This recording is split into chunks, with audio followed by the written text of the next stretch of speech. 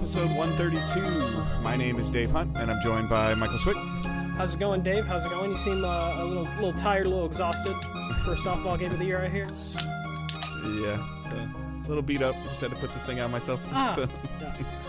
For those not listening, he has a wrist guard now.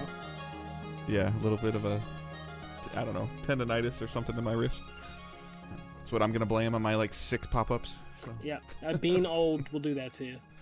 Shut up. All right, we are DDG, Digital Days Gaming. We're a weekly podcast that releases every Thursday, 6 a.m. Eastern Time on podcast services around the world. There actually are people in other countries outside of, North America and England that listen to us. That's kind of interesting. Mm-hmm. So if you are one of those people, welcome as well. If you could leave us a review, that would be super helpful. If you could use that with words, that's even more helpful. It's been quite a while since we got a review. So anybody that feels obligated to do anything is greatly appreciated. And with that, there's a bunch of other links in the show notes. You can join us on Facebook, Discord, follow us on Twitter, watch us live on Twitch, twitch.tv/digitaldaysgaming. You can also use, if you have Amazon Prime, you can link it with your Twitch account and get something called Prime Gaming. Gets you a bunch of cool stuff. They've actually been improving that month over month over month. And you can also, one of your benefits is a free subscription. You can use a subscription on us or another streamer. If you'd like to use it on us, that's great. And you do have to check it every month. It doesn't auto-renew. So for those of you that have already done that, thank you so much. For those of you that maybe are thinking that your sub expired and you want to still support us, your sub probably has expired. So please consider supporting us. Other than that, we've got a little bit of news to talk about today, and we're going to jump right into it. All right, yeah, the first bit of news is going to be PlayStation Plus related. As we said, it's going to be probably a couple weeks of talking about PlayStation Plus, just because it's launching in phases over the world. So we're going to see a lot of stuff over the next coming weeks. So the big thing is, last week, Ben Studio revealed that Siphon Filter will have trophy support. So the PS1 game will be getting trophy support added to it. And since that's come out, several other PlayStation 1 games have popped up on the PlayStation Store over in Malaysia, and I believe India is the other area that's getting the new tiers. So PlayStation 1 games I should say, some PlayStation 1 games will be getting trophy support. The ones that have popped up so far are Siphon Filter, as mentioned before, Ape Escape, Intelligent Cube, Hotshot Scoff, and Wild Arms. So these are actual PS1 games that are getting it. None of the PSP games that have been brought up have been getting trophy support. It seems like it's only for PS1 games at the moment. But there are PS1 games that don't have trophy support. So Oddworld Abe's Odyssey is the one that people have discovered doesn't have trophy support. I believe Tekken 2 will not have trophy support either. So it isn't a mandatory thing. And then also, some videos have surfaced of people playing these PS1 classics, and it does include some resolution options, some aspect ratio options. But the bad thing is, apparently they're all using the PAL version of the game, which runs at 50 hertz. So they're often considered the inferior versions of these PS1 games. So hopefully when it comes to non-PAL regions, we will get the 60 hertz versions of the game. So Dave, PS1 games, some PS1 games getting trophy support. This is something that you wanted, and I was just kind of I don't think they're going to put the effort in. Well, I wanted it because I felt like this would be a saving grace or a reason for people, a true, legitimate reason for people to go back and play a game again. I really enjoyed that game, and now I can play it for trophies and potentially get a platinum, which I haven't seen if those have been confirmed or denied Ape to have. Escape definitely does have a platinum, I believe, in Siphon Filter. I didn't check the other so ones. there is a huge community of players that love to trophy hunt. There are people in our community that love to trophy hunt. So it is something that I don't personally like to do. And like I said, unless I'm 90% of the way there, and then I'll look at certain things. I don't go out of my way. I don't look at the trophy list ahead of time. I do, find it interesting. It is cool. When a trophy pops when you do something, so I think that's interesting. Has there been any confirmation of any non-first party title having trophy support? No. It seems to all, for the most parts, be first party. So yeah. And then has it? Do we know, like, as an example, Oddworld's not first party, correct? No. That's I forget Okay, which so company does has Oddworld have? Yeah, does Oddworld have the resolution changing and the rewind feature? Yes, yeah, that seems like that is some basic emulator stuff that's running, but they won't have the trophy support because the other stuff is just like emulator stuff that you could do off to the side. Yeah. It's definitely something that I felt was necessary in the premium tier, as another, like I said, as another carrot on the stick to entice people to go to the premium tier of like, hey, you can get this handful or this large library of games, and then you can also, now when you play them again, you can earn some trophies, and But I'm also still in the camp of old game is old, so it is what it is. I do think it's a good thing. It's very similar, and I don't remember what the end result was, but it's very similar to these like demos that are only going to be on certain games, right? Like these 2-hour demos. Yeah. That list is so the list of games in Malaysia that came out is pretty short in terms of the ones that have demos or trials. Are any of them not first party? Like Cyberpunk 2077 was one of them that has one confirmed. Okay. So it's not all first party, but it is like specific partners. Yeah. So, I think it's another good thing for another kind of like bullet point for premium to have on there, but it's definitely, like, for me personally, it's like, okay, whatever, it's not going to help me or not help me get premium. So. Yeah. For me in particular, it was definitely one of those things where I had mixed feelings about it. Like, I'm happy trophy support is in there, but the fact that it's not mandatory is kind of a bummer, because we're going to see some third-party games eventually, hopefully, that are like, man, I really wish this had trophy support. But it also makes sense if it's going to take time and effort to do this for the PS1 games. So if they're going to slowly roll this, it makes sense for them to just go ahead and release a handful of games each month, because they need to keep you subscribed each month, so they don't want to dump all 300 games. What I'm also worried about is if they think, I don't know, like, let's just say that I think the last number we heard of PS Plus subscribers, I think, was 50 mil, maybe, like mid 50s. They just talked about how many people. So let's just say it's 50 mil, and and I'm using like small numbers of like, maybe you get 10% of those people to go to the second tier, and then maybe you get 5% to go to the third tier. Yeah, like that's still a significant number, and that's also a significant amount of cash coming in very fast. Mm-hmm. And I guess like my worst case scenario is that, to your point, like there's a third party game that comes out in June or July that you really wish had trophy support, and it doesn't, and then Sony sees like, okay, wow, this is like we've talked about before, like I don't know if they really, what their expectations are for the premium tier, but they're like, wow, this is doing like really well, like this is doing, I don't even know the number, like 15% higher than our expectations. Let's use some of this money that we got, this 15% extra cash that we got, to reinvest in the program to make the program better, which is what they should do. Mm-hmm. And then they go back and put trophy support in your game, like in September or October, after you've already played it in June or July. Like, that's a concern of mine. Yeah. Yeah, I mean, I don't know, like, I still wish we had a little bit of a timeline on when, like, games are coming or whatever. I mean, I'm sure we're going to get more games every region is going to be slightly different.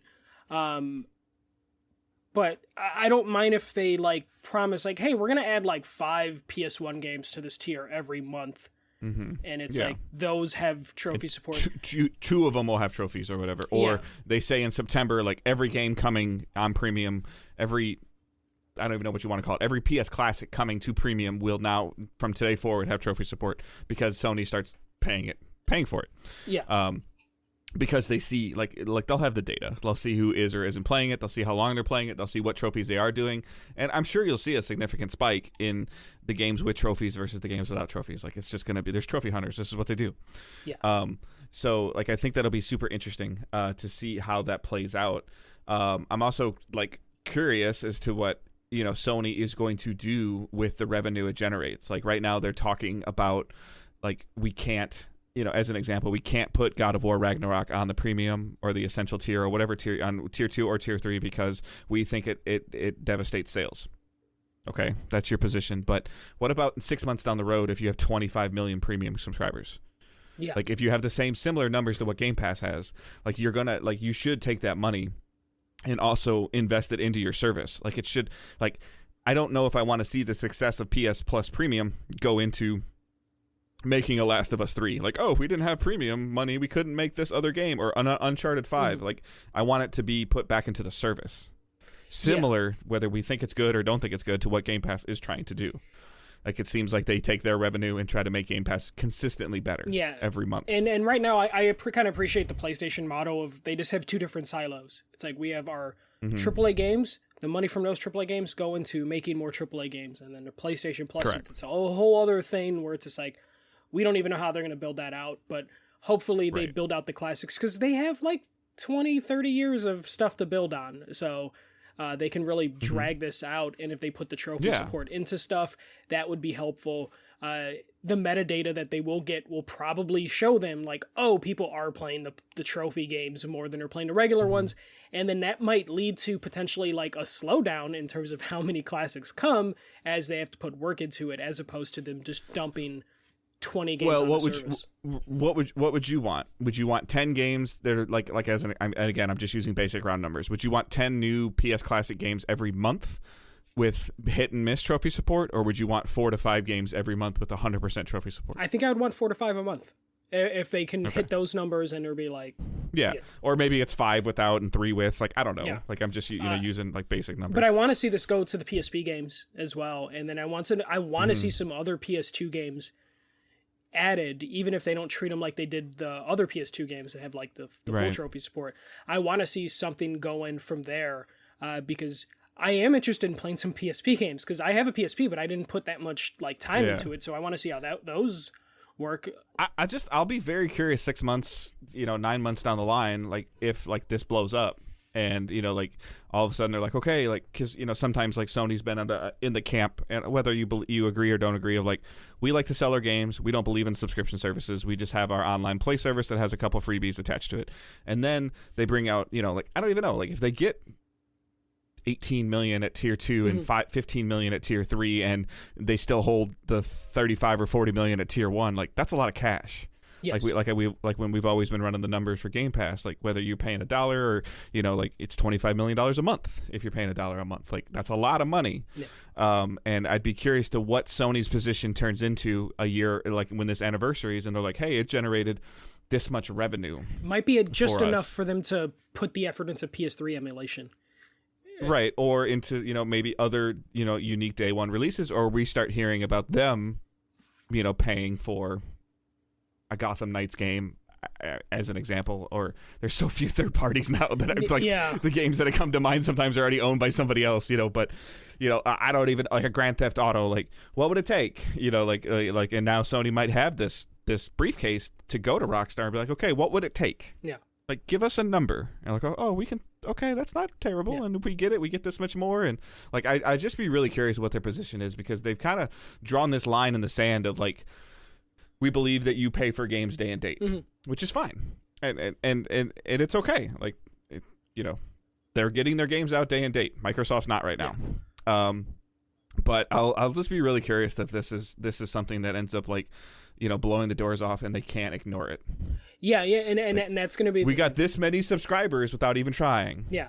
Well, there's a certain point where if they get a ton more premium people than they think they're going to get, they're going to be like, shit, we need to feed them. Like, they can keep funneling people into that. Or if you see it, like we talked about, you see it for 90 days, 120 days, 150 days, and then you see it just fall off a cliff because they're like, all right, like you or somebody, like, all right, I played my 14 games on that I wanted to play. I'm good for a while. I'll pick it back up when the library gets better. And they're like, oh no. If they, like two scenarios, they see it continuously climb. They're like, okay, that's a lot of money. Or they see it, like they see the graph chart and they see the cliff and they're like, oh crap. Like that. It's very interesting. Like, cause we haven't, until like recently, like there's been a lot of hot topics around, like on Twitter around Game Pass, and that like people are saying I'm like canceling my Game Pass because I don't see anything for it. Like that's still a long run that it had, and I'll be very curious to what Microsoft's counterpunch is. Like I said, with losing Starfield this holiday, like I'll be very curious to see what ammunition they're going to use to keep Game Pass subscribers interested. But the reverse of it is I'll be very curious if Sony goes, well, damn, like we did this, and now like these, like we thought we'd get like 5 million and we got like 17 million. Like, what are we going to do with this extra 13 million subscribers that we weren't thinking about? Like, it would be a good problem to have, and it's just going to be a matter of like, okay, how do we continue to support them, and how do we entice them 2 years down the road? Like, eventually they'll run out of PlayStation first-party games to throw on there. Right, because we've been talking about Plus evolving in general. Mm-hmm. Like, of it something else being different. Okay, this is different, but this is in addition to. Yeah. This is not like, hey, Plus is staying this way and we added new features. It's like, well, Plus is staying and you give us an extra $30 and you get this, and you give us an extra $60 and you get this. Okay, so, all right, I'll give you the extra $30, and then a whole bunch of people doing it, and they're like, okay, well, you talked about this stuff, you did some cool things for a little while, but now I've had this service for 6 months, and like, I don't think I need it anymore. Like, I want to go down to the $60 thing because I'm just playing my Madden, my Call of Duty against my friends, and there's not enough new and enticing things on there. We've seen games like Fall Guys and Rocket League and plenty of games massively benefit from PS Plus in general. So I would assume that we'll see the same thing happen with premium games, and possibly, like, I'll be super curious to see like the PSN trophy website, like how fast these PS Classics like shoot up the chart. Yeah. To see if like, but I think it's going to be really sucky for Sony, as an example, to get an extra $20 million a year, and they'll never say it, but they're like, oh, like, we're going to open a new studio to make new games that aren't going to be on the premium tier, but thanks for the premium money. Yeah, but I don't have a problem with that as long as they continue to deliver, like, the first party games at the quality they're delivering them. The premium tier is sold on nostalgia, so there is no reason for them to develop games for that tier, because it's or the essential nostalgia tier, even like. I'm just worried, like, not worried, but curious to see like what they're gonna do. If it fails, like, they're gonna just like kind of let it simmer. But if it succeeds and it soars, are they just gonna like kind of take that money and put it in their pocket, or are they gonna take that money and put it in the game, into the game, whatever team that we think, the game reimbursement team? What was it called? The preservation team. Yeah, the preservation team, and say, hey, you know what? We budgeted you $1 million, but we made this much more. Here's $5 million. Let's go back and let's go have a conversation with Ubisoft about getting trophies in their games and see how much it costs. Well, and I using Ubisoft as just a blanket example, because that's the studio they partnered with right now, or publisher. Right. I do hope that like the thing that worries me is the PAL stuff, like that they're using the PAL versions of the game, the 50 hertz versions of the game. They did that with the PlayStation Classic, and a lot of people were upset about that because the games just run a little bit slower. I'm hoping that's just a regional thing. And when they bring it over to our territory, they're actually using the right version of the game. But that could also be one of those things where, as people put money into the service, they're like, shit, okay, we need to get the copy of the game that people want in this service, because otherwise that could just be terrible. Hey, it's been 6 months. I don't want to keep paying for this PAL versions. Like, we need something different, Yeah. And that could just... I'm supporting your brand. I'm supporting your package. Like, what are you doing to evolve it to keep me interested? Yeah, especially people nowadays are like, video game players now are like way more educated on like which is the best version of the game they're playing. So I feel like enough people, especially the people in the premium tier, they're gonna notice and know this stuff of just like, oh, I got the inferior version of this game. So they definitely need to take care of those people. It did dawn on me that, like, do you think when they sunset the PS4, is that when PS3 emulation in terms of downloads will hit the service on PS5? Like, do you think that's a possibility, or that's just never going to happen? No, because I think how well PS4 and PS5's infrastructure are connected, I would think that the PS3 was causing them a problem. I'll still be very curious. Like Johnny is a boy, wrote in chat like what we talked about, like, oh, if you got a PS3 digital game, like, and it's on your PSN account, like it'll just work, which is very cool. But we've heard about how much of a fracture happened between PS3 and PS4 on the PSN. That I'll be super curious to see if that really like works. Like, I'll have a feeling that there'll be. I'm worried that maybe somebody's like, well, I bought it on this account. Can I just merge it to this account? Like, there's going to be some weird things going on with that. I have a feeling that's not going to just go butter smooth. Yeah, I mean, especially with the PS3 because they're streaming, they're not downloading. I'm just wondering, like, once because the PS4 is significantly weaker than a PS5, and it takes a lot of power to emulate the PS3. So I just wonder if they. Oh, I see what you're saying. Once they start saying, PS6, PS5, PS6 only, and PS4 doesn't support PS Essential or PS Premium anymore. Yeah. Will they then just transition to be like, oh, PS3 games can be downloaded now because like right now there's more PS4 users than PS5 users, so that's why they're like, okay, that'll be another tier for like $10 more. Probably, or like I think we're gonna hit a point where like there's not going to be a ton of incentive for like I wonder what the quality of the games are going to be for the baseline PS Plus. The essential tier, because you would imagine any big games, like really good big games, they're probably going to put them in that mid tier, and not on that first tier. So I'm curious to see because we're all kind of ignoring they could the 2 kind games of a slap month. them in the face of like, hey, I was getting, I don't even remember I was getting Hood Outlaws and now I'm getting indie shovelware. Yeah. I wonder if that is going to happen as they push people into those tiers. But I guess we'll find out. Again, launches in Malaysia and I think India this week, and then next week, I want to say Europe gets it or Australia. So we'll see differences in regions over time. But we'll move on to the next bit of PlayStation news. So a couple reports are indicating that The Last of Us remake is nearly finished and could be out as soon as this holiday once PlayStation finalizes their holiday plans. So Naughty Dog teased earlier this year that they're working on multiple projects, and some LinkedIn profiles have mentioned like people have completed work on a remake. No word on if the multiplayer will be like bundled with this or a separate standalone game still, that fucking multiplayer game that we've been hearing about for like 5 years now. One thing to take into account is The Last of Us TV series is still expected to air in like the first half of 2023. So Last of Us remake, do you think it makes it this year, or is it dependent on what God of War does? I don't know, because I don't think that they would want to potentially jeopardize God of War sales with the Last of Us remake, but I think that they want to either build hype or get this multiplayer out soon. Like, this is taking too long, in my opinion. I also feel like they could easily, personally, put a Band-Aid on the multiplayer itch if they put the original faction Last of Us 1 multiplayer, if they got that working on like a PS5. Yeah.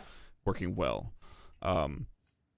It just to see, and then again to get some data and to see. I'm still, like I've said it since we've talked about it, I'm still very concerned about Naughty Dog's ability to make a game as a service, or make a game that you should want to play every day, every week, multiple times a month, because they've only been doing one and dones. And their multiplayer has always had I feel like people are messing around with the multiplayer after they beat the campaign, they play it for a couple weeks, and then they fall off like a rock. It definitely feels like diminishing returns. Like Uncharted 2's multiplayer was really popular, The Last of Us multiplayer was really popular, but then Uncharted 3, Uncharted 4's multiplayer kind of was just like, it existed, but no one really talked about it. Right. So, yeah, it'll be super interesting. I think this is I think that Sony has to think about, with Starfield and Redfall running out of 2022, that they don't need to bring Ragnarok in 2022. Like, they don't need to. So I think that they could just slot this in there. And slot it into the October-November timeframe. If they don't, if they want, and they think that they can get God of War out in November or late October, then I think this needs to come out in like mid to late August. Yeah, it needs to go tied in with the show. I feel like if God of War, no, like mid to late August this year. Oh, this year. Oh, okay. Yeah. Now I think I'm saying it's either mid to late August this year, or it's holiday this year. Yeah. I see it as holiday or spring, and it's all dependent on God of War. Okay. Yeah. Just because they need something big. I don't know if the last. But is a remake big enough to carry their holiday? Especially a controversial style remake of Last of Us. Not that it's controversial to remake the game, but what goes on in that game, more in 2 than in 1. But there is the stigma of Last of Us is controversial. Well, I think what is Last of Us Remake, I feel like the soft little boys who couldn't handle The Last of Us Part 2, I feel like they will like revenge buy Last of Us Remake to be like, this is a real game. Do you personally have a tangible desire to go back into that environment for 20 or 25 hours? It's funny you say that. It's been one of those things where I've like debated of just like, I really loved The Last of Us Part 2 and I was happy being done with the franchise after 2 to where I don't really have a desire to go back to 1, but I will probably go back to 1. But I do feel like there is like a segment of the audience that are going to support this game to like spite, as stupid as that sounds, you know, like, oh, I'm going to spite Sony by giving them more money, by to show them that like, oh, The Last of Us 1 was so much better than 2 because there's like that weird audience that are just, they hate Last of Us Part 2 so much. I just look at it as one big story that's in 2 parts right now. Like that's all I look at. I mean, that's why it's called Part 2. You know, like but no, I know, but it's like, you know, it's just kind of one of these things where it's like an episodic game that's 2 25-hour episodes. No, and that's what I mean. Like they are one piece, but there are people that are just so hurt by the second one that they're going to support the first one, the remake, really hard. So I feel like that angry audience and then just like the regular people that enjoyed the franchise are going to purchase this. So it could anchor the holiday for them if they want. It's just also a weird sell for the holiday. To, you know, not that God of War screams Christmas, but like The Last of Us Remake being like the PlayStation title. Because if the God of War doesn't come out this holiday, what else do they have? Well, that's what I tweeted the other day. It's end of May, so it's essentially June 1st, 2022, and we don't know any first-party title from either platform coming out in the next 6 months. Dated. Yeah, we maybe Forza for Xbox and maybe God of War for PlayStation. Right, but we don't have any dates. It's no. June 1st, and we don't have any dates until, you know, this April Fool's to Labor Day drought that I talked about just got even bigger with the Starfield delay and the Redfall delay and not having a God of War date yet. Yeah, like that's scary. Like when the most marquee game that's coming out dated right now for the second half of 2022 is Gotham Knights. That's scary. Yeah, especially when we talk about Gotham Knights, we want to play Gotham Knights, but we talk about it like a AA game, you know? Yeah. So yeah, it's pretty bad. Like Saints Row is going to be like competing with Gotham Knights for Game of the Year by default. Well, no, Elden Ring's going to... Elden Ring won Game of the Year in February. Basically. Yeah, I mean, Elden Ring and Horizon are going to go blow for blow in terms of, you know, like you're going to have the PS fanboys that are like Horizon and you're going to have the gamers that are like Elden Ring. That's kind of where this is going to be at right now, where you know, and it's no slight on Elden Ring and it's no slight on Horizon. It's just what the reality of the situation is you're always going to have your PlayStation exclusive that should be in the conversation. And that's the crazy part if you think about it. If Sony even thinks about or is concerned or worried about God of War or Game of the Year, like if you bring out Ragnarok, you push Horizon out of the window. Oh yeah, no, Horizon just immediately falls to 3rd or 4th place on like the Game of the Year list. Yeah. So, and not that should be like a contributing factor into anything. Like Horizon's selling fantastic, but it's almost like you just kind of like push it away. Like when they did the similar thing happened when they did God of War and Spider-Man in the same year. Yeah. It like Spider-Man was great, but God of War was better, and God of War came out first. So like if God of right, God of War was like a March, April. Spider-Man was like a September, October. Yeah. So you know, and not that it eventually didn't hurt Spider-Man, but I think if they would have ideally like. I don't think that bringing out 2 huge marquee titles in the same year like that is necessarily a good idea. Because, like, especially if you're hunting Game of the Year awards, like PlayStation is apparently like that is a factor in their game making. I mean, does it feel like 12 months ago Ratchet and Clank came out? Yeah, almost 12 months. Like a couple days. Yeah. And I don't know. Like this year, we've been talking about it for weeks. This is a weird year for games, and there's not much coming out, not much we can go off of, and it's just a matter of like maybe Xbox will have some surprises that some games we just didn't know were far along, and then PlayStation's like God of War. They have God of War, but it's a matter of, is it going to hit before December? And it's personally hurting my desire to, like, it's messing with my gaming routine. There would always be something every 3 months or 4 months that you'd be like, I'm getting this, I'm gonna play it, like, and that hasn't happened. Yeah, it's like Horizon was the only one, like, I'm getting it, and I'm like, okay, I'll play it after I beat the first one, and then, you know, like, Destiny drew my attention for a little bit, and, you know, like, then I've tried to start Hollow Knight, and then there's a bunch of other crap going on, and I haven't been playing games very much. But this would be the time, like, this is June, like, this is when an Uncharted or a Last of Us is supposed to be coming out. Mm-hmm. Yeah, and we just don't have that right now. I mean, PlayStation had their 2 big games come out right now, so you basically have you had Gran Turismo and you had Horizon come out this year, and it's just like, maybe they should have held Gran Turismo to the summer, just to make things a little bit better, because Gran Turismo came out like 3 weeks after Horizon, like maybe a month, to where you're just like, man, they really should have just done something else. Like, they should have just pushed. And I don't hear very much conversation around Gran Turismo at all anymore. It had a couple weeks, and then I don't hear very much conversation around it. Granted, I don't follow that line. Gran Turismo fans are kind of quiet, but they're large. Like, there's a significant audience for that. And Gran Turismo will be the one where it'll sell probably in the lower half of the top 20 of NPD games. But we haven't really heard it chart on NPD or anything, right?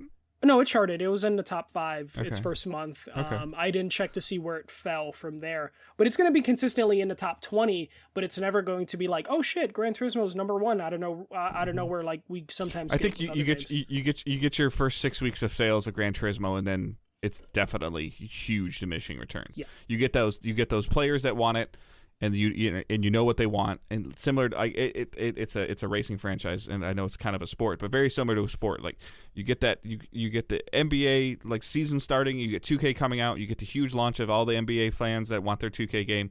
You maybe see a little kick at All-Star Game and another little kick at the playoffs, but they're doing it as part of Game Pass and stuff now. So, like, they're getting the increase in the player base from there. I think Gran Turismo, you get the first 6 weeks, and that's your player base. Like, you'll get a couple more trickles in there, but your player base is like your first 6-8 weeks. Yeah, Gran Turismo is also one of those ones that, like, it's like an unofficial pack-in game for a new console.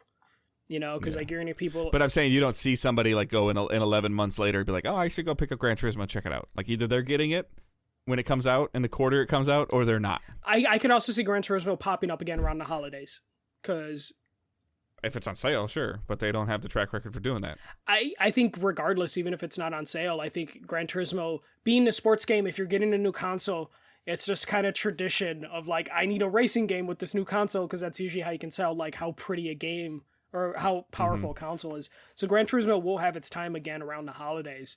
But I do think it'll hover in probably, like, in the 15 to 20 range for the next, like, 6 to 7 months.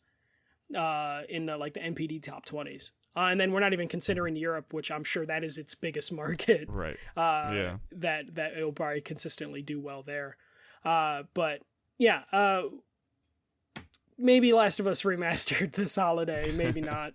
Like, if you're doing a TV show, do you want the single player game or do you want the multiplayer? You want the multiplayer to launch with the TV show, right?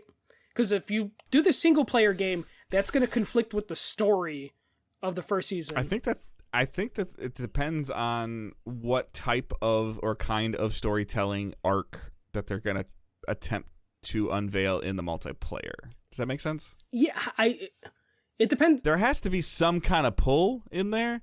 You know, like, I guess, like, the storytelling almost needs to be somewhat similar to, and I don't know this, how you can probably speak to this a little better. Obviously, you can speak to this tremendously better than I can, but, like, how Overwatch uses their character classes to kind of draw attention, and they get a little bit of, like, sort of an origin story. I don't think we're getting that at all in this multiplayer game. But there has to be some reason to, like seasonally, like, if they're doing this as a true, like, multiplayer, long-term player investment game, which we don't know if they are or they aren't, but there has to be something. We've already seen what Halo's trying to do and failing with their seasons. Like, Factions has to learn from that. And there has to be like how much can you like what can you do? Like I'm sorry, you can't do like a medieval event in Last of Us to get like a trench coat or like I'm not trying to demean it, but like where's the hook? I think the hook is going to be relying on the TV show to gauge interest. But where's the gameplay hook? The gameplay, if it's like the gameplay of the original Last of Us, I think that is enough of a hook. It's just going to be a matter about do they have the modes. What keeps it after 6 weeks? It's going to be how their seasonal content goes, but I don't think it necessarily needs to be story-wise. No, I that's fine, but but it's the similar like conversation we've had about Avengers. Like you can't add some ridiculous over the top thing in Last of Us. Like you can't add like an Uzi or something like that. You know what I'm saying? Like yeah, you probably you can add stuff to it. I mean it could just come down to character models of like, yo, here's Joel and then here's Pedro Pascal's Joel, and maybe you do some tie-ins with the show in terms of like the outfits that are being worn on the show. That might be enough for like the hardcore fans, but I think it's going to come down to just gameplay and game modes. Like if they're going to have a battle royale mode, it better have a good enough hook to get people to be like, yes, I want to be in this universe that's extremely violent and not very much like bright and colorful fun. Like they're going to have to find a way to make that gameplay compelling.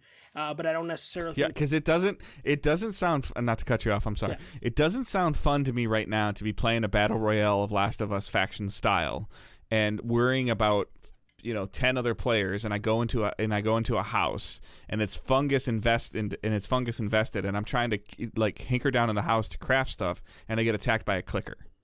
Like that doesn't sound fun to me. I think that sounds fun if they can make it scary and make it like the tension just like risen up. Yeah, I don't want to be as concerned about the AI as I am the other team I'm going against. Does that make sense? No, that makes sense for you, but there's a lot of people that like that asymmetrical multiplayer type stuff that are worried about like the creeps or like the NPC characters, that, especially if they can find a way to actually build that tension. And there's also a chance that they're not doing a competitive game. They could be doing a co-op game for all we know. Yeah. And no, I know. That could be big enough to just be like, hey, play the scenario you just saw on the TV show, or hey, when Joel and Ellie kill the Fireflies in Philadelphia, what if you were the Fireflies, like holding down that fort? There's different things that they could do with a co-op game, and if it is competitive, like an attack and defend style thing. Yeah.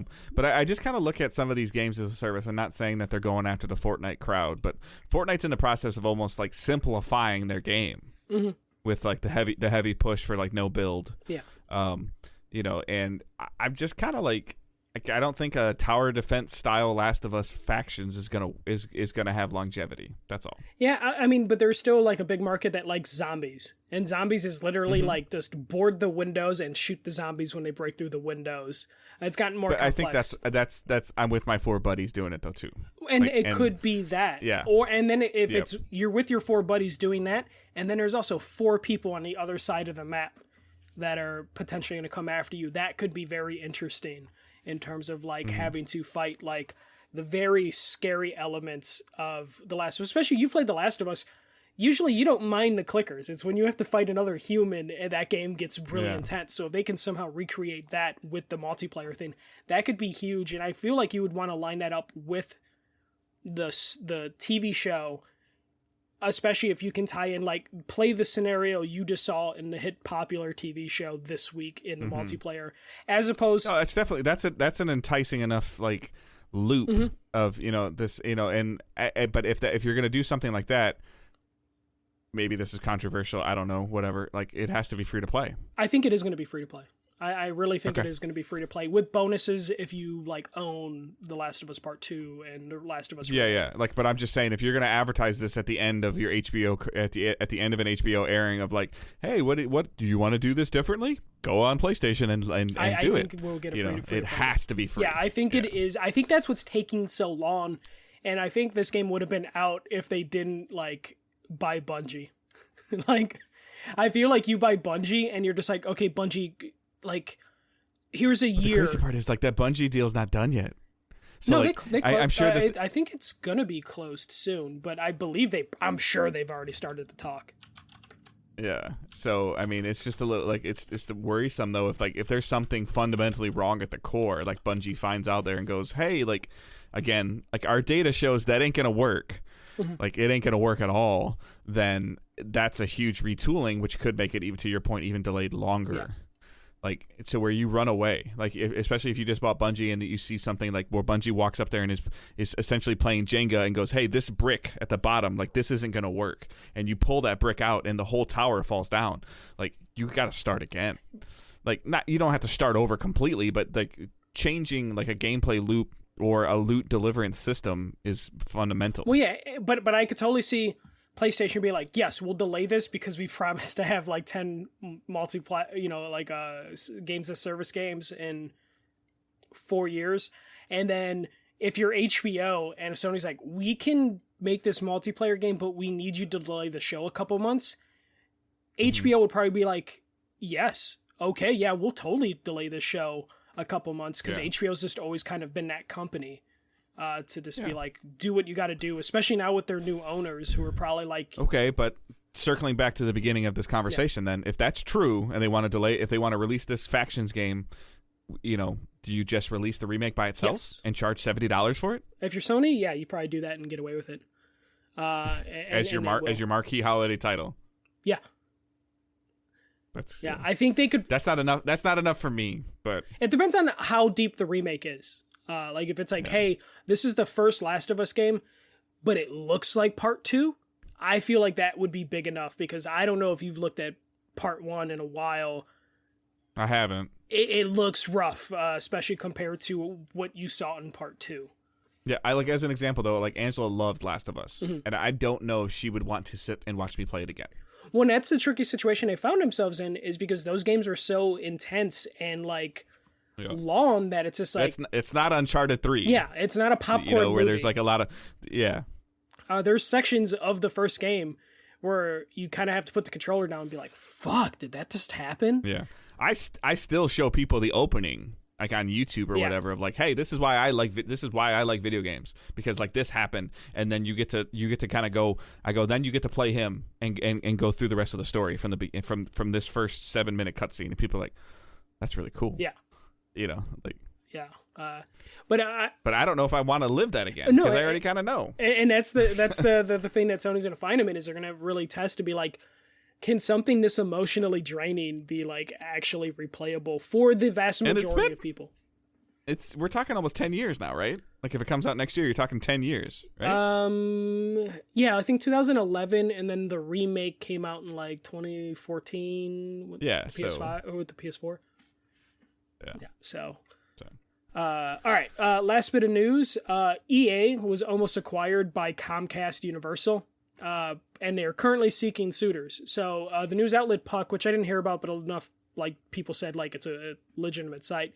They reported that EA was close to closing a deal that would have led to them being acquired by Comcast Universal. Basically, it sounds like the deal would have led to NBC Universal being spun out from Comcast and merging with EA. Kind of like how AT&T spun out Warner Brothers and then merged that with Discovery. The deal apparently fell apart last month because they just couldn't agree with who would actually run the new NBC Universal EA. Sounds like Andrew Wilson, head of EA, wanted to run that, and Comcast Universal was like, maybe not. Too into the head of EA running like their new business. EA apparently also talked to Amazon, Apple, and Disney. It's just the talks with Comcast went the furthest. And apparently EA has been very aggressive and feel emboldened by the Activision Blizzard Microsoft deal. Dave, EA is looking to sell, and it looks like at this point it will happen. It's just a matter of to who and when. But your first thoughts when seeing like that they almost were sold off? This deal has to be more than Activision, right? Oh no, I don't think so. Really? With FIFA or with soccer and Madden? FIFA's gone. That hurts. I know, their deal. but the game's not gone. Like, yeah. I mean, I think Call of Duty's worth more than anything that EA has.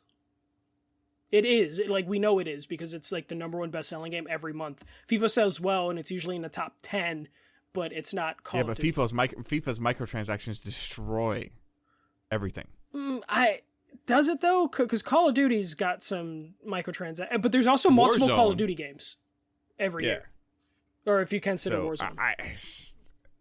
I'd have to look into that. I think FIFA's bigger than you realize. Like, like soccer. Like, but I think the EA losing FIFA probably also then just, because FIFA's the name brand. EA is going to have a problem the next couple months or a couple years, like repitching their soccer game, especially when FIFA comes out with their own game and it's called FIFA. Yeah, I mean, you're talking about 20 to 26 million a year of FIFA selling. Yeah, but Call of Duty is usually number one in the world, so Call of Duty does significantly more, I would assume. But so it's like in 2022, it says it's still the biggest new launch of the year for FIFA 2022, but box sales for FIFA 22 are down over a third. Yeah. Together with Call of Duty, FIFA is always the most is one of the most successful games of the year, but FIFA 2022 physical sales are down. So I mean, they're those two, like FIFA and Call of Duty, are always like 1-2. Yeah. And then you layer in Madden in there. I think Candy Crush makes more money than Madden. How many mobile games does EA own? Not many, actually. EA's been struggling to try and get in the mobile game business, and they just haven't been able to do it. That's why I remember they tried to put like a Command and Conquer mobile game. They've been trying to do mobile games, and they just don't really have that market. So I would say the keen part of Activision and Blizzard is probably bigger than FIFA and Yeah, but don't you have to like pay for like getting the NFL licensing to like? Does that get the NFL an out if somebody purchases them? Like if somebody purchases EA, does NFL's contract break? Potentially. Like they would probably have to renegotiate, which I'm sure the NFL would love to do because the NFL seems mighty high of themselves. Yeah, but do you want to spend $50 billion on a company and then have to renegotiate a contract with the NFL? Which is why I think they're worth less than Activision, because Activision at least owns everything they're selling, and EA relies on their two most popular franchises, FIFA and Madden, require a deal with a third party. So I'm assuming Activision Blizzard's worth significantly more than EA. I'd have to. I don't know. I think that because you just said it yourself. Like if you sell EA, does Madden come, or does they have to renegotiate with Madden? I feel like that knocks the price down of what you can sell EA if there's those variables that you would have to be like, you're not coming. Yeah, but it's a cleaner transition though too, which I feel like makes the price higher. Like that's not going to be. I don't feel like you purchasing EA is going to be tied up in courts as much as Activision treating their employees like shit.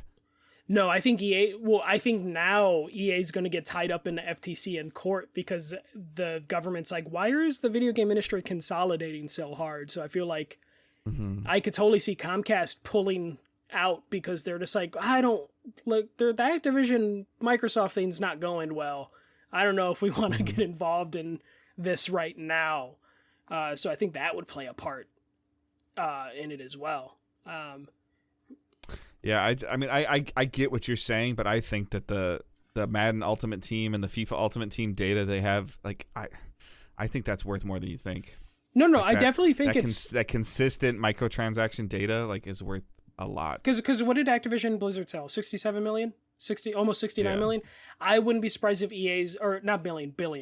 I wouldn't be surprised if EA's worth like 50 billion, but I think Activision just edges them out in terms of like value. Do you think more people work for EA or more people work for Activision Blizzard?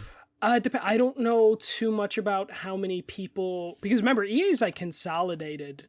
I mean, we could just look that up because like BioWare's in there too. Not that not that that's a big deal, but I mean, as big as it used to be. But the Mass Effect IP is big.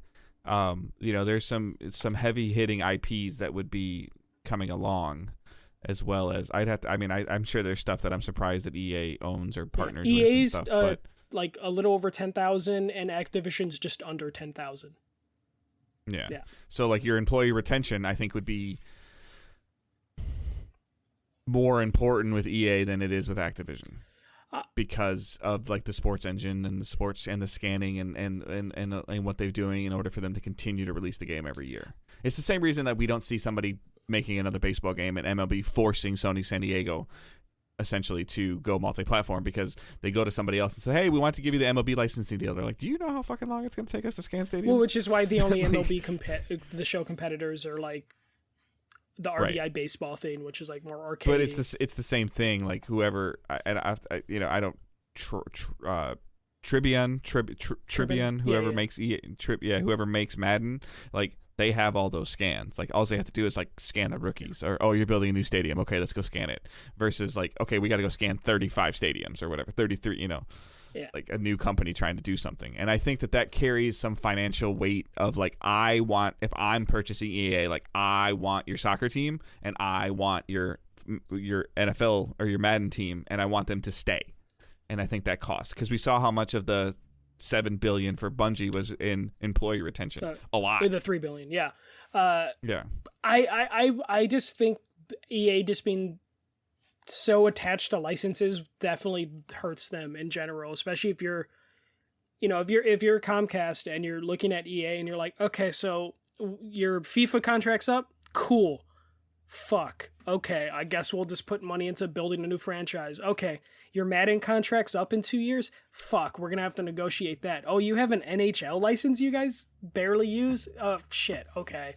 And then you're like, okay, you guys own Battlefield. Battlefield must be doing great, right? And EA's like, no. And they're like, okay, yeah, I mean, the only shining star you can talk to them about is Apex right now. Yeah, that would Star be Wars, but yeah. that's Star Wars is the deal with Disney that Disney's like already on the fence about. Yes, like I get it. Like I'm kind of like talking myself out, but at the same time, I think that we talked about when Bungie was purchased, like how much that information, that data was worth, and I think that the FIFA and Madden Ultimate Team data is worth a lot. Whether FIFA's there or not there, that what people bought, when they bought, and how much they bought is virtually priceless. But I would also imagine we've been hearing a lot of people leaving EA over the last couple of years that no, I get it. Yeah, that there might be more. But I'm not like discounting like that EA is going to be an expensive acquisition. I think it's just going to be just a little bit less. But we're talking about like tens of billions of dollars. 10 billion less. Yeah. Like so. Yeah. Okay. I guess.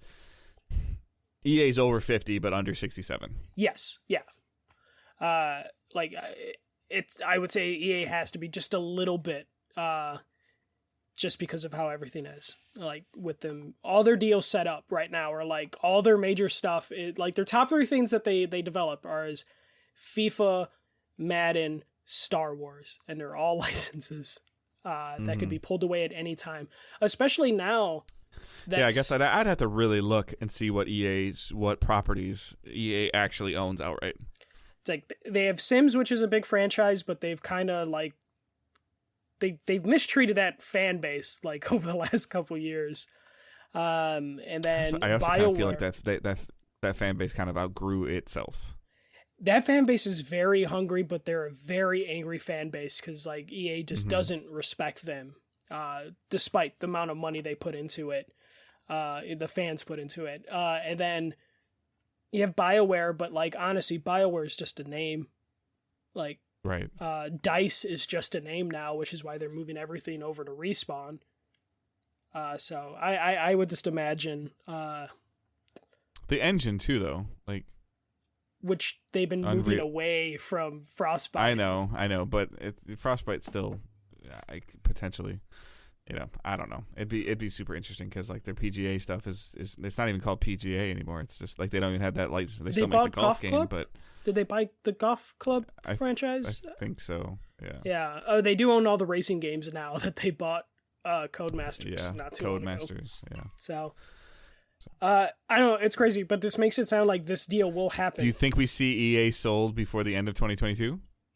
I think we might. Like, honestly, I don't know who's going to buy them, though. Like, they went to Apple, and Apple hates video games.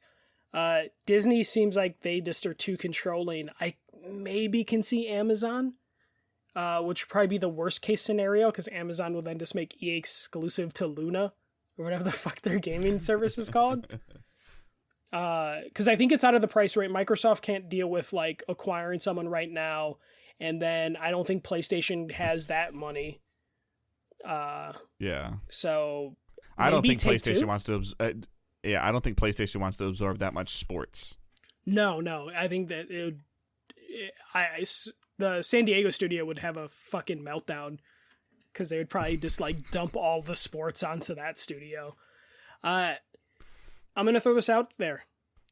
Ubisoft and EA just merge. Like, it wouldn't be the first time. Like, Activision Blizzard merged at one point. Like, EA and Ubisoft are both kind of down on their luck right now. If they merged, Ubisoft has never really had like a big sports Electronic Ubisoft Arts. Yes.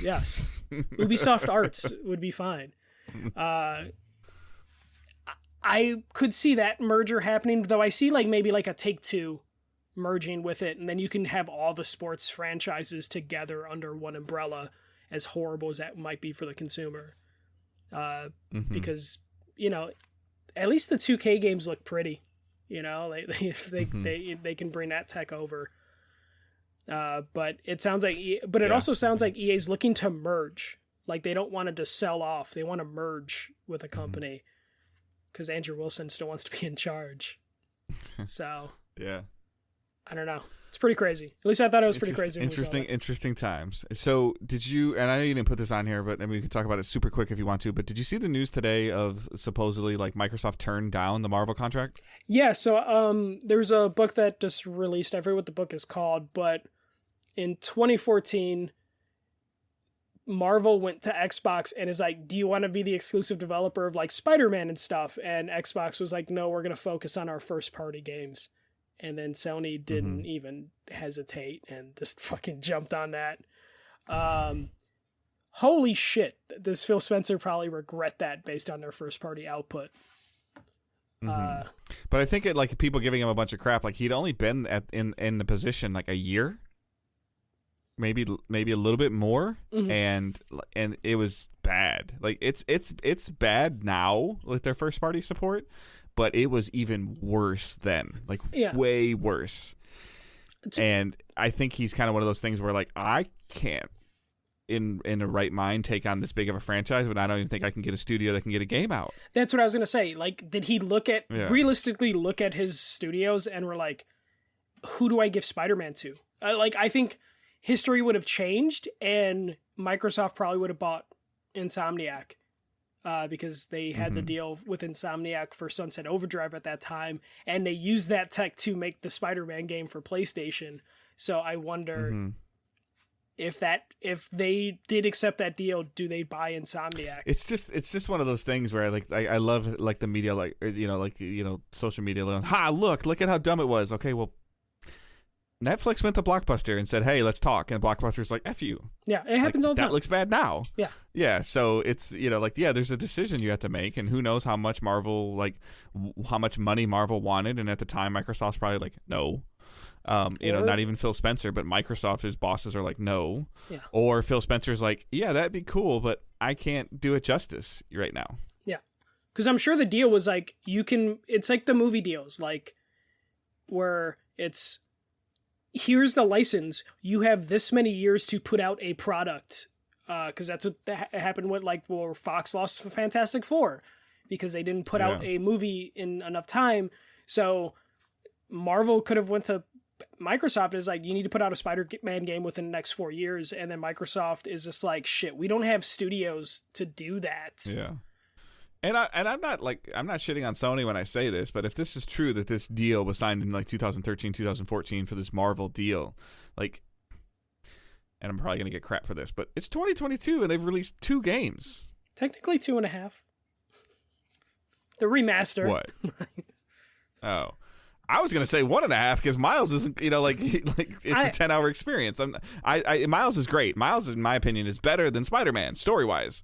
But, it's we don't know when Spider-Man 2 is coming. Next year. We don't know when Wolverine's coming. They're going to release God of War and Spider-Man again in the same year? Yes. Yeah. Because they got to compete somehow. No, I think 2.5 games in 8 years. And that's an established first-party set of studios. Yeah. And Sony had to go outside. Here's the deal. Sony had to go outside of their first party to sign that deal. because Insomniac wasn't their first party when they started the game. That's what I mean. Like, Sony was just like, Yeah. Sony signed the deal without a plan, basically, of like, Well, we'll figure that out later. yeah, Yes. because it was Like, too good of and an I get it. opportunity. And Phil Spencer's like, oh, like, yeah, I would love to sign it, but it would look worse if he had to cancel games and lost it. Because like we're all looking at EA like almost losing the Star Wars franchise, and people going, ha, look, you can't even do it. Like, how bad would Microsoft get ripped for that? Oh yeah, they fucked up a Spider-Man game. I mean, but I'm sure. No, I'm not. No, I'm just saying, like, couldn't like, oh, they released something that wasn't to the par of what Marvel and Disney wanted. Yeah. Like we've heard that EA's been doing with Star Wars games. Well, and I think also like you have to look at just like it took like PlayStation like 4 years from that to like put out a game, which isn't that bad, especially building an engine from the ground up. But I'm sure if you go to Phil Spencer, he would be like, oh yeah, no, if I knew I was going to buy fucking Bethesda, of course I would have signed the Sony deal that long ago. Or I was going to buy Activision Blizzard, I would have signed that, or not the Sony deal, the Spider-Man deal, because Activision made the Spider-Man games before Insomniac did. Like High Noon or High Moon Studios and Neversoft and Volition. Not Volition, what is it? God, Vicarious Visions. Vicarious Visions. Yeah, those were the Spider-Man studios before, so I'm sure Phil Spencer was like, yeah, I would have signed that deal if I knew I was going to get a blank check from my parent company to do whatever I wanted. But I'm sure at the time, Microsoft wasn't thinking of Game Pass at the time or any of that stuff. Right, yeah. But yeah, I mean, we got like the greatest Spider-Man game out of this, so it seems like everything worked out just fine. I just think like pulling out a jug of sour milk out of the back of your fridge, going, "Look what I found in your house." Like, I think that's kind of shitty. Yeah. But man, I can't wait for like I need to read Reggie from Nintendo's book, because we always talk about we want like books to be published of like all this stuff. I can't wait for like Phil Spencer to retire in like 20 years and then put out his book of like his wild times with all the Game Pass deals, the Microsoft deals. Is Reggie's book out? Yes, it just came out a couple weeks ago. And there was an audiobook. Does it have some ridiculousness in it? Yeah, there's a lot of stuff about like him not kind of understanding some of the consoles that they were putting out. Some stuff about like he wanted to release Mother 3 and Japan was like, hell no, we're not going to translate that game. So there is like some pretty crazy stuff in that book. So I got 12 hours in a car coming up in 2 weeks. Yeah, you might want to pick that up. I'm definitely going to probably pick up the audiobook because I think he reads the audiobook. So I'm interested in that. I can listen to him read a book. Yeah. And I think it focuses more on Nintendo than Domino's, but I'm still kind of interested in his time at Domino's. Yeah. Just because it's a cool transition to be like someone for pizza to the fucking Nintendo. Yeah. All right. I think we kind of beat the light news horse pretty hard. We're an hour in. Yeah. So there wasn't anything delayed. And what we're playing and watching, I have not really played much of anything. Dabbled a little bit with some of the Destiny stuff, doing my like once a night, twice a week thing with a group. Messing around a little bit more with MLB The Show on the Switch, not as much as I was. And I just watched. I keep watching. I'm almost the Young and Hungry show is just like background noise now, and I'm just like, it's almost done. Don't judge me. You watch worse stuff than I do sometimes. Nah. You hate watch stuff on purpose. It's been a while since I've hate watched anything, to be honest. Yeah, it's just kind of one of those things where I was doing some yard work, and and I've just been. I know that I'm in a little bit of a gaming like funk, where I'm like, I should stream, and I get home from work, I'm like, I'm too tired, and so I don't know. I'm trying to. Hollow Knight didn't do it. I'm probably gonna try to start up Horizon. Division 2 has new content. I need to go and check that out a little bit and try that and see if that helps. But I don't know if I want to play anything else that I shoot a gun in right now. So there is a new Destiny season coming out tomorrow, and I'm kind of like, okay. Yeah. I'm ready for something new and to see. Like, I think a trailer released sometime tonight, so I might watch that and see if there's enough in there to draw my attention. But that's just kind of where I'm at. So for me, a lot of Multiversus. So I think it's a closed beta right now. It's going to go into open beta next month. So I lucked out and was able to get into the beta. I'm enjoying this kind of a lot, like more than I thought. So when they first announced this game, and for those that don't know, Multiversus is the Warner Brothers Smash Brothers, where you have Game of Thrones characters, DC characters, and like Bugs Bunny and Tom and Jerry fighting it out. And it's filled with so many, like, there's Rick and Morty references, there's a ton of deep cut, like, Batman references. So when this came out, I remember me and Dave were kind of poking fun out of how stupid of an idea this game sounded, especially when there was like rumors that there would be like, you know, potential like LeBron James DLC, because he's technically a Warner Brothers character now after Space Jam. So as ridiculous as this game sounded, it's actually a pretty competent brawler, that they've put just enough effort in there to like pass like the recent like Nickelodeon All-Stars, because like the Nickelodeon All-Stars game, why solid, was this missing like music and voice acting, and this actually has voice acting from the voice actors you would want for these characters.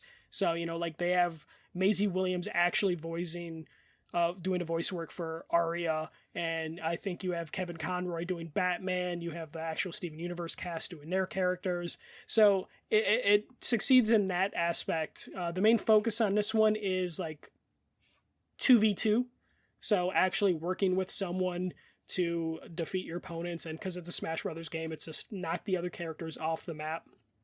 So I've been enjoying, you know, doing the 2v2, just because it's a lot easier to, even when you're not talking with the person, to like get an idea of what the other person's trying to do, and then helping them, and then trying to just like combine your different moves in order to just like kind of box someone in a corner or push them off the edge. So I'm enjoying like the strategy of that stuff, even though I'm not on the microphone for most of it.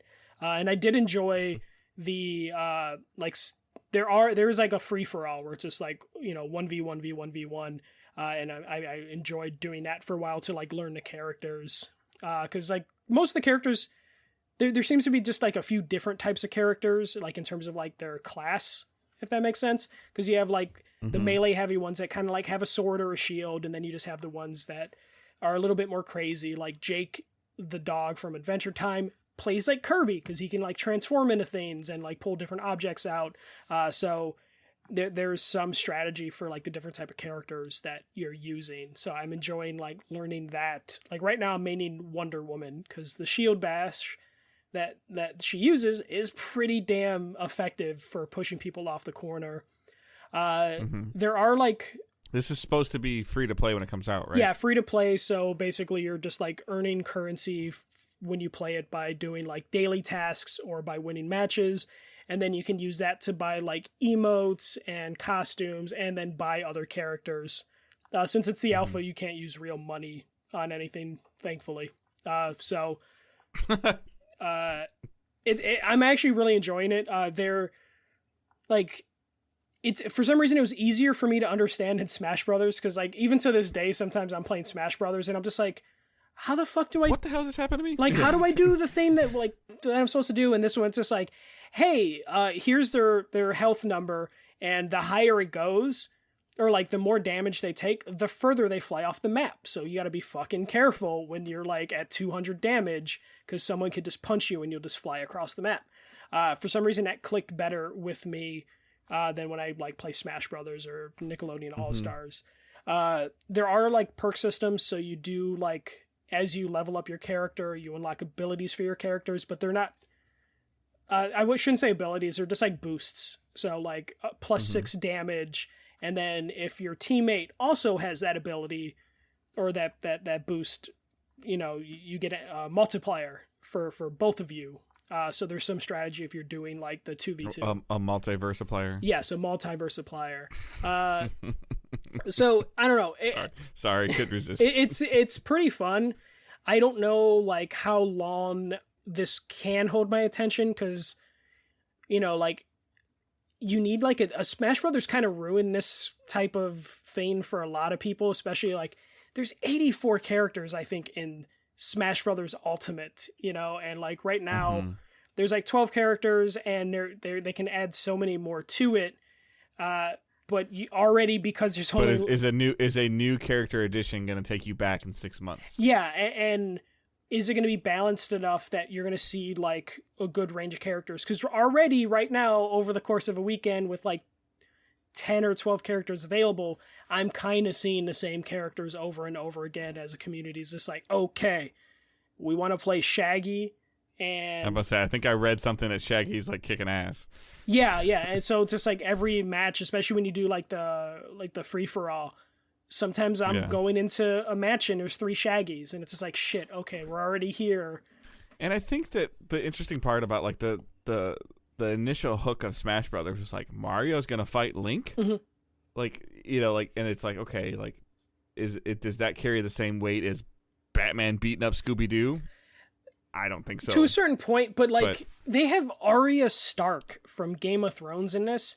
That is the most adult show you can throw into this game, to where like if they want, they can go fucking crazy. We could get Tony Soprano fucking just murdering Bugs Bunny, and I would be interested in that. You know, like I would, you know. Yeah, versus like Toon Link versus Nintendo Link versus 60 and 64 Link. Yeah. You know, like there's Dr. Mario and Mario, and it's like, okay, but like this one, it's like, yo, here's NoHo Hank and Samurai Jack fighting Tony Soprano and like, I don't know, a prisoner from Oz. Like, let's. Yeah, or like to your point where they go super deep and you get, you know, you get Bugs Bunny and you get Space Jam Bugs Bunny and then you get Lola Bunny and you get. Yeah, you can do Space Jam packs. There's so many like different things you can do. There's, you know, there's so much they could end up doing. Like, I think they pulled like the right roster to start, and they can get super weird. And it's just gonna be a matter of like, can they balance this game, keep the characters coming at a good enough clip? Because you know, like if we go to like Overwatch, different genre, but you know, it was like a character every like 6 months, and eventually it was just like, I don't want to wait for that, and that could be annoying. Smash Brothers, it was like, hey, here's like the next 6 characters that are coming over the next 3 months, and that was like very helpful to keeping the player base engaged. But it also started with like 70 characters, so there was a lot of variety. But those characters cost money too, right? Yeah, and I don't know how they're going to add characters to this, if it's just going to be like microtransaction. Obviously, it's going to be microtransactions, but it's going to be a matter of like, how much is it going to cost, and is it going to be in the Battle Pass? Because there was like a Battle Pass system as well.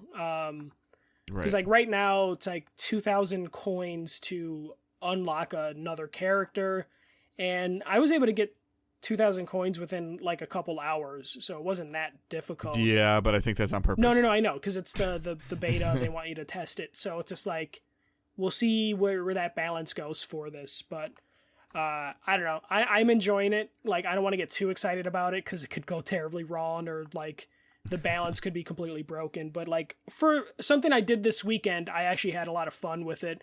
But also take for granted that I'm not a Smash Brothers fan really too much. Like, I'll play it like at a party with friends, but I'm not like an expert on it. I just like things that are kind of stupid, and this is kind of right down my alley with just like, I don't know, Tom and Jerry being a character. Like, a single character is Tom and Jerry, and them fighting is just kind of amusing to me. So that's it for playing. When it comes to watching, I watched the Chip and Dale Rescue Rangers movie, which, speaking of multiverse, that's basically like they basically just try to make like a modern day Roger Rabbit, and it was actually kind of entertaining. I was also kind of drunk during it too, so that probably helped. And for the most part, like, the best part of that movie are all the side gags and Easter eggs that they put in that movie, to where it's just like, oh shit, Kingdom Hearts, oh shit, that's a franchise Disney doesn't own, being referenced in it, and that was entertaining. So yeah, I need to watch that this week. So I think it was pretty cute. But like the best part of that movie is just like the weird billboards that they did on the side to build out that world, to where it's just like, oh shit, like, did they really reach out to the Harry Potter franchise just so they can put a gag billboard in the background? Like, okay, that's... Or they just do it and see if Harry Potter's going to do anything about it. Yeah, like is it under parody law at that point? It reminded me of Roger Rabbit, though not as good as like the Roger Rabbit like movies. Is that where I'm seeing the pictures of Ugly Sonic from? Yes, Ugly Sonic is in Chip and Dale Rescue Rangers, Okay. which was a beautiful surprise. All right, so we're going to hit some questions really quick. So questions and comments using hashtag AshDigitalDays. Robert Cartwright wrote, I recently joined PC Master Race and can't stop playing Age of Empires. I played this franchise when growing up and forgot how awesome it was. Which games from when you were younger would you want a sequel? Remake released, mainly aimed at Dave because Michael's still young. Yeah, okay. So I saw this question today, yesterday, whenever you posted it, and I was thinking about it, and almost everything that I thought about has already kind of been remade. Yeah, I had the same problem. I did think of some stuff, but it was kind of hard to. So the only thing that really kind of jumped out to me is that I want Tecmo to make sports games again. Okay. Like Tecmo baseball, Tecmo, Football. NFL football or whatever it was, and I just because even as they evolved, like I don't even necessarily need like the old school Tecmos. Like I really liked some of the stuff that they were trying to do. Like I remember playing like Tecmo Monday Night Football, where you could actually like be in the helmet, where like the face cam, like the face mask was in front of you, like in the first person view. They did some pretty cool stuff like that. I really have vivid good memories playing Super Tecmo baseball with my brother, and when I was like 8, 9, 10 years old, of us like, and I would hit and he would pitch, and we did the old school like hand the controller back off, and we had like played seasons like with the Montreal Expos, and I really just enjoyed that. And it might just be because I was playing with my brother, that I have like significant memories of it. It would either be that, or I don't know what this game was called, but like the futuristic baseball game where you like played with like robots, like you played baseball with like robots. And I don't know what it's called, and I should have looked it up before I did this, but it would have to be just some different takes on the sports franchise. Like the simulation versions of them are amazing, but I kind of need a little bit of variety. I still used to enjoy like playing the NBA Jams and the NFL Blitzes, and the games that had that aspects to them, but also still had like core aspects to like foundational pieces of the sports in them. See, for me, if like I was going to stay on the sports like train, I would want a Blitz, but like an actual Blitz that's like what it was back then, where it was like a little, you can't do Blitz. Like Mutant League Hockey again, like a real Mutant League Hockey. And like when it comes to like Blitz, like CTE be damned. Like I want to see some like crazy stuff that the NFL just won't approve anymore because like it's just not safe. But like I don't understand how they've never been able to recreate like NBA Jam. Like EA tried to do an NBA Jam in the PS3 era, and it was terrible. And then we tried to get that like NBA Playgrounds, which it just couldn't do it. Yeah, like or NBA Street Ball or whatever it was. Well, I would love Street Ball if that came back from the PS2 era. So like I would totally be down for that. I would want like a PS1 game, Nightmare Creatures. Like if PlayStation and Activision can do Nightmare Creatures, I think Activision own that. I would love to see that come to like PlayStation Premium, or that being remade, even though like give me Nightmare Creatures made by From Software. Like those two together, fuck. And I need to see it. And then I had another game in my head, but you talking about sports made me think of Blitz and that. But yeah, I want to see like a From Software Nightmare Creatures game. That would make me happy, for sure. And then like I think there's been rumors of a new Crazy Taxi from Sega, but I would love to see a Crazy Taxi, or give me a good Simpsons game again, even though Simpsons is kind of like whatever. But like give me a Simpsons hit and run. I guess like outside of sports, like I would want a upscaled like Double Dragon Battletoads. Like that Battletoads that came out, no, like I want the Battletoads with better mechanics and looking better, and like I want the one where you kick somebody and they fly at your screen again. Yeah. Well, you know, like, in that vein, I want the X-Men arcade game, but just like modern. You might get that with all the Disney stuff that's been going on. Hopefully. I think Konami still owns that, but if they want to just make another arcade one, that's fine. But like Deathstalkers, because I would say like Turtles in Time, like, but we're getting that. Yeah, and like we're sort of getting an upscale of that. Deathstalkers, we're gonna get like that collection, the Capcom Fighter collection, in a couple months, which I can't wait for. That. I want them to take like the original Battletoads and just bring it into 2020. Yeah. Come on, like Microsoft could do that. That wouldn't take too long. You could throw it on Game Pass. It'd be perfect. But because that other one was fun, but that wasn't Battletoads. That was just a different game with a Battletoad skin on it. All right, real quick, last one. Justin Duncan. This is for Michael. Thoughts on the Usos. winning both. Usos, okay, winning both tag belts in the WWE. I'll make this actually a Wrestling Minute. WWE doesn't have any tag teams, so it makes sense that they would just give both belts to one team, and the Usos are the only current like healthy prestige tag team that they have right now. Because I think the New Day are injured again. So you're saying they won it by default? Kinda. Like Randy Orton hurt his back, so like he has to go away for a little bit. So if you're gonna do that, you might as well just give it to the Usos, because they're the only like prestige team left. So you might as well do it that way. Because WWE is a fucking mess right now. But I feel like Did I hear that Ric Flair is gonna go in the ring again? Yeah. And whoever's gonna wrestle him should be arrested for agreeing to do it, because Ric Flair's for elder abuse. Yeah, it's like oh god, like this can't. It's not gonna go well. That dude almost died 2 years ago, so like that's not a good idea to put that man in the ring again. But it's not with WWE. He's doing it on his own. Oh, okay. Yeah. So this is like this own separate like carny bullshit. So he's really poor. So. Yeah. All right, so that's our show this week. Again, the social network stuff is in the show notes, but you can follow us on Twitter at Digital Days Pod. You can follow Michael at The First MJC. You can follow myself at Good Dave Hunt. Facebook group's there, Discord's there, Teesprings is there, PayPal's there, Patreon's there as well.